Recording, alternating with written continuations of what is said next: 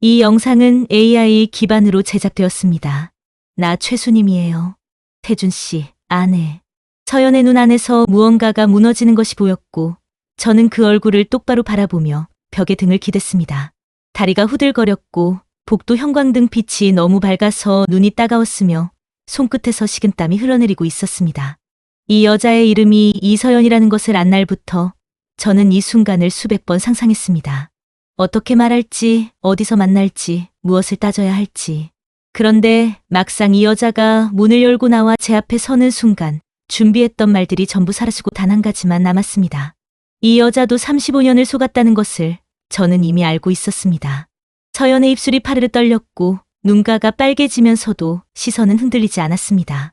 우리는 좁은 복도에서 마주 서서 아무 말도 하지 못한 채 서로를 바랐습니다. 한 남자가 두 여자의 인생을 어떻게 엉망으로 만들었는지 그 진실이 이제 막 드러나려 하고 있었습니다. 남편 태준이 죽고 나서 저는 처음으로 통장을 열어봤습니다. 잔액은 14만 원이었습니다. 35년을 살았습니다. 밥을 짓고 빨래를 널고 아플 때 곁에 있고 돈이 필요하다면 구말 없이 내어줬습니다. 그런데 남은 것이 14만 원이었습니다. 공인중개사 사무실에서 받아 든 서류에는 제가 들어본 적 없는 대출 3건이 적혀 있었고 합산 금액은 4,300만 원이었습니다. 남편이 무엇을 위해 그 돈을 썼는지 저는 알지 못했습니다. 알고 싶지도 않았습니다. 아들 동현은 사흘 만에 찾아와서 서류 한 장을 내밀었고 엄마, 이거 서명만 해주면 돼요 라고 말했습니다. 남편 명의의 아파트를 처분한다는 동의서였습니다. 며느리 지영이 현관 뒤에 서서 저를 보고 있었고 저는 그 눈빛이 무엇을 말하는지 알 수 있었습니다. 빨리 서명하고 나가달라는 눈빛이었습니다. 그해 11월 저는 노원구 낡은 아파트 5층 전세집으로 이사를 왔습니다. 박스 3개, 이불 보따리 하나, 그리고 어디에도 말하지 못한 4,300만 원짜리 빚이 제 짐의 전부였습니다. 이삿짐을 풀다 지쳐 쓰러진 그날 밤 자정이 넘어서 위층에서 소리가 들렸습니다. 5년째 비어있던 6층에서 누군가 이사를 오고 있었습니다. 새벽 2시가 넘도록 끌리는 소리와 발소리가 이어졌고 저는 천장을 올려다보며 생각했습니다. 이 새벽에 짐을 들고 오는 사람은 도대체 어떤 사정을 가진 사람일까 하고요. 일상과 욕구, 이사 온 지 사흘째 되던 날 저는 처음으로 엘리베이터에서 그 여자를 봤습니다. 40대 초반쯤 되어 보였습니다. 키가 크고 머리카락이 길었으며 얼굴은 피곤해 보였지만 눈빛만은 또렷했습니다. 그녀가 먼저 눌러놓은 버튼은 6층이었습니다. 저는 5층에서 내렸고 문이 닫히기 직전에 그 여자와 눈이 한번 마주쳤습니다. 뭔가 이상하다고 느낀 건 그때였습니다. 그 여자가 제 눈을 보면서 잠깐, 아주 잠깐 놀란 표정을 지었다가 거두었습니다. 하지만 저는 그냥 제 착각이겠거니 하고 지나쳤습니다. 65에 저는 그때 다른 것들로 이미 충분히 지쳐 있었으니까요. 낮에는 남편 빚 정리를 위해 은행을 돌아다녔고 저녁에는 아들에게 전화를 했다가 한 번도 받지 못했습니다. 밥은 편의점 삼각김밥 2개로 때웠고 약은 챙겨 먹었지만 물은 항상 미지근했습니다. 그렇게 2주가 흘렀습니다. 그 2주 동안 위층에서 들려오는 소리가 조금씩 제 귀에 익어갔습니다. 새벽에 물 흐르는 소리, 이른 아침 발소리, 그리고 가끔 들리는 낮은 울음소리. 어느 날 밤 소리가 너무 오래 이어져서 저는 잠을 이루지 못했습니다.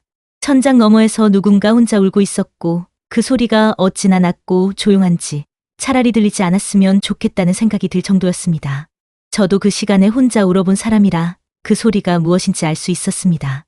아무에게도 들키지 않으려고 이불 속에서 오는 소리였습니다. 그날 이후로 저는 윗집 여자가 궁금해지기 시작했습니다. 그리고 그 무렵 아들 동현에게서 문자 한 통이 왔습니다.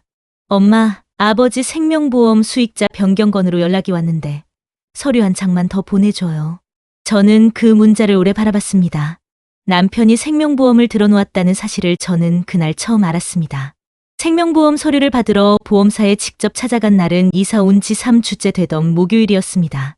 창구 직원이 서류를 넘기며 수익자란을 짚었고 저는 그 이름을 보는 순간 손끝이 차가워졌습니다. 수익자는 제가 아니었습니다. 아들 동현도 아니었습니다. 이서연이라는 낯선 이름이 적혀 있었습니다. 혹시 이 수익자가 누구인지 아십니까? 지원의 말이 귓속에서 멀어졌고 저는 그 이름을 손가락으로 짚은 채로 한참을 앉아 있었습니다. 이서연. 35년을 같이 살면서 한 번도 들어본 적 없는 이름이었습니다. 보험 가입일은 2009년 3월이었습니다. 그 시간에 남편은 이 여자의 이름을 수익자로 적어놓고 있었습니다. 보험금은 1억 5천만 원이었습니다. 저는 보험사를 나와서 아파트 앞 벤치에 한참을 앉아 있었습니다. 손이 덜덜 떨렸고 숨이 짧아졌으며 오가는 사람들의 얼굴이 흐릿하게 보였습니다. 집에 돌아와서 저는 아들에게 전화를 걸었습니다. 동현아, 보험 수익자 이서연이라는 사람 알아? 엄마, 그냥 신경 끄세요. 변호사가 알아서 한다고 했잖아요. 동현아, 엄마가 묻는 건 그게 아니야. 이서연이 누구냐고. 엄마, 저 지금 바빠요. 전화가 끊겼습니다. 저는 전화기를 내려놓고 식탁 앞에 앉았습니다. 이서연. 저는 그 이름을 혼자 되뇌었습니다. 조용한 밤이었습니다. 그날 밤부터 저는 잠을 제대로 자지 못했습니다. 눈을 감으면 보험 서류에 그 이름이 떠올랐고 눈을 뜨면 천장 너머 2층의 소리에 귀를 기울이고 있는 저를 발견했습니다. 제가 가진 건 그 이름 3글자뿐이었습니다.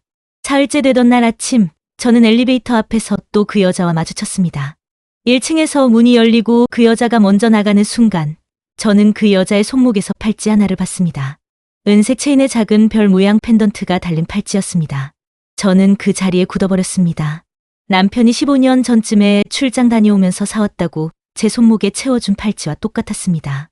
같은 팔찌였습니다. 아니, 쌍으로 맞춘 팔찌였습니다. 엘리베이터 문이 닫혔고 저는 혼자 그 안에 서서 숨을 참았습니다. 다리가 후들거렸고 손으로 엘리베이터 벽을 짚지 않으면 쓰러질 것 같았습니다. 여보, 예쁘지? 그날 남편의 목소리가 귓가에 들리는 것 같았고 저는 그 팔찌를 꽉 쥐었습니다. 확인해야 한다는 생각과 절대 확인하고 싶지 않다는 생각이 동시에 제 안에서 싸우고 있었습니다. 결국 저는 확인하기로 했습니다. 저는 이미 충분히 무너져 있었습니다. 더 무너질 것도 없는 사람이었습니다. 그 주 토요일 오전 저는 윗집 앞에 섰습니다. 초인종을 누르기까지 2분은 걸렸습니다. 그리고 딸깍 소리와 함께 문이 열렸습니다. 아래층에 사는 사람인데요. 이사 오신 것 같아서 인사드리러 왔어요. 들어오세요. 우리는 마주 앉았습니다. 혼자 사세요? 네, 저도요. 짧은 대답이었는데 그 2글자 안에 긴 이야기가 들어있는 것 같았습니다. 성함이 어떻게 되세요? 그 여자가 잠시 저를 바라보다가 대답했습니다. 이서연이에요. 그 순간 제 심장이 한 박자 멈췄습니다. 저는 그 자리에서 바로 일어서지 않았습니다. 일어설 수가 없었습니다. 하지만 제 몸은 이미 알고 있었습니다. 얼굴이 안 좋으세요? 물 한 잔 드릴까요? 그날 이후로 우리는 이따금 마주쳤습니다. 그러던 어느 날 오후 아파트 앞 계단에 서연이 쭈그리고 앉아 있었습니다. 눈이 빨갰습니다. 괜찮으세요? 저 지금 좀 복잡한 일이 있어서요. 법적인 문제예요? 저도 요즘 그런 일 있어서요. 서류가 그렇게 생겼거든요. 누군가 죽으면 남겨진 사람들이 참 힘들더라고요. 저는 그 말을 듣고 가슴이 쿵 내려앉았습니다. 이 여자도 태준의 죽음으로 인해 무언가를 잃었거나 무언가를 받게 된 사람일지도 모른다고. 그리고 그 무언가가 1억 5천만 원일지도 모른다고. 그 주 수요일 아들 동현에게서 전화가 왔습니다. 엄마, 보험사에서 연락 왔는데요. 수익자 변경 소송 들어왔대요. 누가 소송을 걸었어? 이서연이라는 여자요. 자기가 정당한 수익자라고. 분노가 올라오는 것을 느꼈습니다. 뜨겁고 날카로운 분노였습니다. 대신 저는 근처 법률사무소를 찾아가서 상담 비용 5만 원을 내고 30분짜리 상담을 받았습니다. 배우자 입장에서 수익자 변경 무효 소송을 걸 수 있는 가능성은 있습니다만 상대방 측 증거에 따라 달라질 수 있어요. 이 팔찌를 남편은 나에게도 주고 그 여자에게도 줬겠구나. 같은 말을 하면서 같은 웃음을 지으면서 두 여자에게 똑같은 팔찌를 채워줬겠구나. 그 순간 눈물이 났습니다. 슬픔인지 수치심인지 분간이 되지 않는 눈물이었습니다. 그 모습이 도무지 머릿속에서 지워지지 않았습니다. 서류가 집으로 날아온 날 저는 처음으로 서연의 문을 제가 먼저 두드렸습니다. 이서연 씨, 나 최수님이에요. 태준 씨, 아내. 서연의 눈이 흔들렸습니다. 들어갈 마음 없어요. 그냥 한 가지만 물어보러 왔어요. 태준 씨가 당신한테 뭐라고 했어요? 어떻게 설명했어요? 나를. 당신이 울 자격이 있어요? 저도 몰랐어요. 결혼하신 분인지. 그이가 이혼했다고 했어요. 16년 전에 만났을 때부터. 16년. 그 숫자가 가슴 한복판에 박혔습니다. 저도 속은 거예요. 명절에도 혼자였고 생일에도 혼자였고 아플 때도 혼자였어요. 그이가 죽은 다음에 알았어요. 제가 속은 걸. 남편은 두 여자를 동시에 속인 사람이었습니다. 슬프지 않았습니다. 그냥 가증스러웠습니다. 사흘이 지났습니다. 아들 동현이 찾아왔습니다. 엄마가 위층 여자 찾아갔다고요? 내가 뭘 하든 그게 왜 내 알바야? 동현아, 너 그 여자 언제부터 알았어? 엄마가 다 알 필요는 없어요. 방 안의 공기가 달라졌습니다. 다 알 필요가 없어. 그 말이 무슨 뜻이야? 아버지가 돌아가셨잖아요. 다 끝난 일이에요. 엄마는 그냥 소송해서 이기면 되는 거고 그 돈은 우리 가족 거예요. 나를 이 낡은 아파트에 두고 나간 사람이 우리 가족이라는 말을 하고 있었습니다. 동현아, 나한테 우리 가족이 뭔지는 내가 설명 안 해도 돼. 아들은 알고 있었습니다. 자정이 넘어서 저는 베란다로 나갔습니다. 적이라고 생각했던 사람이 사실은 저와 같은 피해자일 수도 있다는 생각이 자꾸 마음 한쪽에서 올라왔습니다. 소송 첫 번째 신문기일은 12월 초였습니다. 최 선생님, 잠깐요. 변호사의 얼굴이 좋지 않았습니다. 상대방이 새로운 증거를 제출했어요. 보험가입 당시 피보험자가 직접 서명한 수익자 지정각서예요. 공증까지 돼 있고요. 남편은 공증까지 해놨습니다. 이게 있으면 우리 쪽이 불리한 거예요? 많이 불리해요. 서연이 제 앞에 서서 말했습니다. 저 이 소송 취하려고 했어요. 소송 취하하면 3천만 원 주겠다고 했어요. 조용히 사라지라고. 내 아들이 그랬어요? 그래서 제가 거절했어요. 왜요? 그 돈이 어머니 거니까요.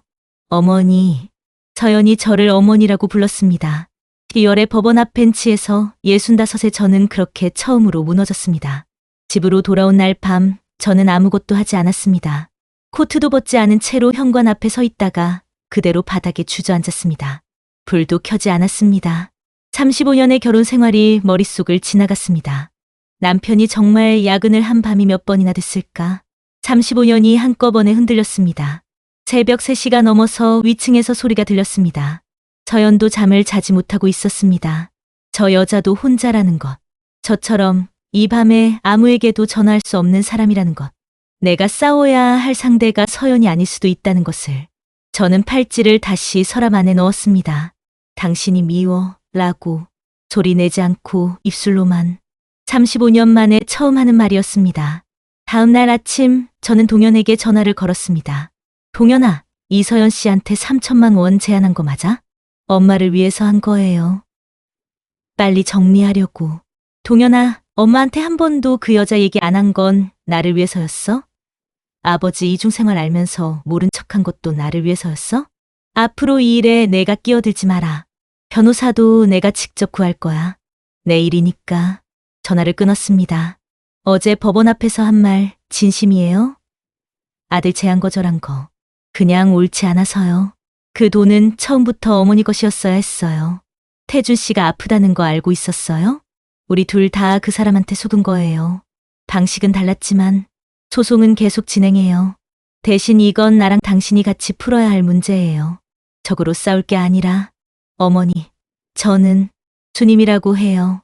어머니는 좀 이상하니까. 서연이 처음으로 아주 작게 웃었습니다. 이 웃음을 이 여자가 얼마 만에 짓는 건지 저는 알 것 같았습니다. 그날 오후부터 저와 서연은 함께 움직이기 시작했습니다. 서연이 16년 동안 받아둔 문자와 메모들, 남편이 서연 집에 두고 간 물건들을 하나씩 꺼냈습니다. 저는 그것들을 보면서 몇 번이나 눈을 감아야 했습니다. 고통스러웠지만 외면하지 않았습니다. 변호사를 새로 선임했습니다. 두 분이 함께 피해자 입장에서 접근하면 보험금 분쟁보다 더 큰 그림을 그릴 수 있어요. 엄마, 지금 뭐 하는 거예요? 그 여자랑 같이 변호사를 선임했다고요? 그 사람도 피해자야. 너는 엄마한테 미안한 거 없어? 아버지 아프다는 거 알면서 엄마한테 말 안 한 거. 그 여자한테 3천만 원 제안한 거. 그리고 엄마를 이 집에 두고 나간 거. 그것들 중에 하나라도 엄마한테 미안한 게 있으면 지금은 그냥 기다려. 최 선생님, 고인명의 계좌에서 이상한 거래 내역이 발견됐어요. 사망 2달 전부터 소액이 지속적으로 제3자 계좌로 빠져나간 게 있어요. 태준, 당신은 도대체 얼마나 많은 걸 숨기고 살았던 거야. 계좌의 주인이 밝혀지는데 나흘이 걸렸습니다. 계좌 명의는 박미숙이었습니다. 박미숙은 남편의 여동생이었습니다. 언니, 웬일이야. 미수가 오빠가 죽기 전에 돈 보낸 거 알고 있어. 오빠가 이서연 씨 주소 알아봐 달라고 했어. 언니가 이사 갈 집 근처에 그 사람 살게 해달라고. 같은 건물이면 제일 좋다고. 저는 전화기를 들고 그 말을 2번, 3번 되새겼습니다. 오빠가 그랬어. 두 사람이 서로를 알게 되면 그게 제일 나을 것 같다고. 자기가 살아서 해결 못한 걸 두 사람이 만나면 풀릴 수도 있다고. 서연의 눈에서 눈물이 흘러내리고 있었습니다. 겁쟁이 같은 방식이었습니다. 비겁하고 무책임하고 그러면서도 이상하게 그 사람다운 방식이었습니다. 한참 후에 서연이 말했습니다. 그이답네요. 저도 그렇게 생각했습니다. 엄마, 나 내일 찾아가도 돼요? 와, 한 글자였지만 이번에는 손이 떨리지 않았습니다. 동현이 온 눈이 그친 다음 날이었습니다. 엄마, 저는 문을 더 열어줬습니다. 엄마, 아버지가 그 여자 이야기를 저한테 한 건 제가 고등학교 졸업할 무렵이었어요. 아버지가 그랬어요. 자기 잘못이고 엄마는 모르는 게 낫다고. 그게 잘못됐다는 걸 알아? 알아요. 이제는. 동현아, 엄마는 내가 나쁜 사람이라고 생각하지 않아. 그냥 겁쟁이였던 거야. 아버지도, 너도. 울지 마. 이제 그만하자. 이 집에서. 소송은 2달 후에 조정으로 마무리됐습니다. 보험금 1억 5천만 원 중에서 제가 8천만 원을, 서연이 7천만 원을 받는 것으로 합의했습니다. 주님 씨, 이거 두고 가요. 물 자주 안 줘도 되는 거예요. 그이 원망 많이 했는데 이제는 좀 됐어요. 주님 씨 덕분에. 나도요. 슬프지도 않고 기쁘지도 않은 그냥 오래 앓다가 열이 내린 날 아침 같은 웃음이었습니다. 남편 태준이 저에게 남긴 것은 빚과 거짓말이었습니다. 하지만 아주 뜻밖에도 그 사람이 마지막에 남긴 것 중에 이것도 있었습니다. 같은 상처를 가진 사람과 잠깐 나란히 앉아본 시간. 그것이 나쁘지 않았다는 것을 저는 창가에 서서 처음으로 인정했습니다. 65세 저는 그날 오후 처음으로 낮잠을 잤습니다. 오래, 아주 오래 잠들었습니다. 그리고 꿈을 꾸지 않았습니다.